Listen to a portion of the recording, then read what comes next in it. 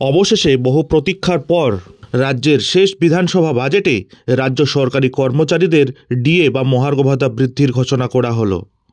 গত বুধবার বিধানসভায় বাজেট ভাষণ পেশের সময় পশ্চিমবঙ্গের অর্থমন্ত্রী চন্দ্রিমা ভট্টাচার্য জানিয়েছেন যে রাজ্য সরকারি কর্মচারীদের 4% মহার্ঘ ভাতা বাড়ানো হচ্ছে।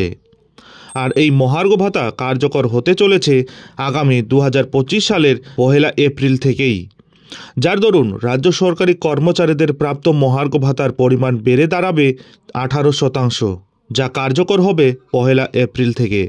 এদিকে নতুন বছরে মুখ্যমন্ত্রী মমতা বন্দ্যোপাধ্যায়ের চমক দেখে সরকারের এই ঘোষণাকে ইতিবাচক দিক হিসেবেই তুলে ধরেছেন তৃণমূল সমর্থিত সরকারি কর্মচারীরা।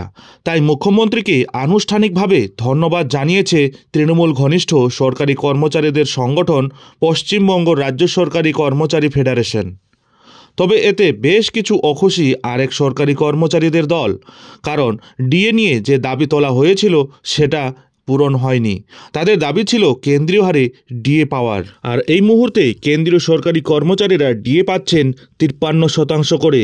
সেই জায়গায় দাঁড়িয়ে রাজ্য সরকারি কর্মচারীরা ডিএ পাচ্ছেন মাত্র 14%। অর্থাৎ এই মুহূর্তে রাজ্য সরকার এবং কেন্দ্র সরকারি কর্মচারীদের ডিএর ফারাক 39%। আর এই 39%র দাবি জানিয়েই আন্দোলন, বিক্ষোভ, অনশন, নানান ধরনের কর্মসূচি করে আসছেন রাজ্যের এই কর্মচারী সংগঠন।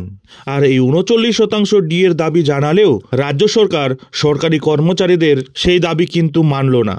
এবারের বাজেটে মাত্র 4% ডি বৃদ্ধি করা হলো, যার জন্য কর্মচারী মহলে একাধিক প্রশ্নের ঝড় উঠেছে। এ ব্যাপারে সংগ্রামী যৌথ মঞ্চের আহ্বায়ক ভাস্কর ঘোষ বলেন, যে কোনো সরকারি কর্মচারী সংগঠনের কর্তব্য হল সরকারি কর্মচারীদের স্বার্থ সুরক্ষিত করা, কিন্তু দেখা যাচ্ছে তৃণমূল সমর্থিত সরকারি কর্মচারী ফেডারেশন ঠিকমতো কাজ করছে না, যা কোনো সরকারি কর্মচারী সংগঠনের পক্ষে কাম্য নয়। তাই ডিএ নিয়ে সরকার কর্মচারীদের দাবি পূরণ করতে ব্যর্থ হয়েছে। তাই আমরা যেভাবে আন্দোলন চালাচ্ছি সেভাবেই আন্দোলন চলবে। অন্যদিকে কোঅর্ডিনেশন কমিটির নেতা বিশ্বজিৎ গুপ্ত চৌধুরী বলেন, সরকারি কর্মচারীরা বঞ্চিত হলে সরকার তথা মুখ্যমন্ত্রীকে ধন্যবাদ জানানো হয়, তাহলে তা পদহেলন ছাড়া আর কিছু বলা যায় না। তাই দাবি আদায়ের জন্য আমরা 2 দিনের প্রতিবাদ কর্মসূচি ঘোষণা করছি। আগামী 18 এবং 19 তারিখে রাজ্যের সরকারি অফিসে প্রতিবাদ কর্মসূচি হবে। 2020 সালের 1 জানুয়ারি থেকে পশ্চিমবঙ্গে 6ষ্ঠ বেতন কমিশন কার্যকর হয়েছে। তারপর থেকে মোট 4টি দফায় পশ্চিমবঙ্গের রাজ্য সরকারি কর্মচারীদের মহার্ঘ ভাতা বাড়ানো হয়েছে। আর এবারের বাজেটে 5ম দফায় ডিএ বাড়ানো হবে বলে আশায় ছিলেন রাজ্য সরকারি কর্মচারীরা। সেই আশা পূরণ হলেও মন ভরল না এবার রাজ্য সরকারি কর্মচারীদের। এ ব্যাপারে শিক্ষানুরাগী ঐক্যমঞ্চের সাধারণ সম্পাদক কিঙ্কর অধিকারী বলেন, 39% বকেয়ার জায়গায় মাত্র 4% ডিএ ঘোষণা ভিক্ষা দেওয়ার সমান। শিক্ষক শিক্ষিকা সরকারি কর্মচারী বিরোধী এই সরকারকে ধিক্কার। এদিকে সুপ্রিম কোর্টে ডিএ মামলার দ্রুত শুনানি ও নিষ্পত্তির দাবি জানিয়ে গণ ইমেল কর্মসূচিও চলছে। আমরা চাই দ্রুত বিচার প্রক্রিয়া সম্পন্ন এবং এআইসিপিআই অনুযায়ী কেন্দ্রীয় হারে মহার্ঘ ভাতা। প্রত্যাশা ছিলই, তবে কিছুটা পূরণ করে রাজ্যের অর্থ প্রতিমন্ত্রী চন্দ্রিমা ভট্টাচার্য গত বুধবার বাজেট বক্তৃতায় সরকারি কর্মচারীদের জন্য 4% মহার্ঘ ভাতা ডিএ ঘোষণা করলেন। এর ফলে তা বেড়ে দাঁড়ালো 18%। চন্দ্রিমা ভট্টাচার্য জানিয়েছেন, 1 এপ্রিল থেকে বর্ধিত হারে এই ডিএ কার্যকর হতে চলেছে। এবারের বাজেটে 2026-এর বিধানসভা ভোটের আগে সরকারের শেষ পূর্ণাঙ্গ বাজেট।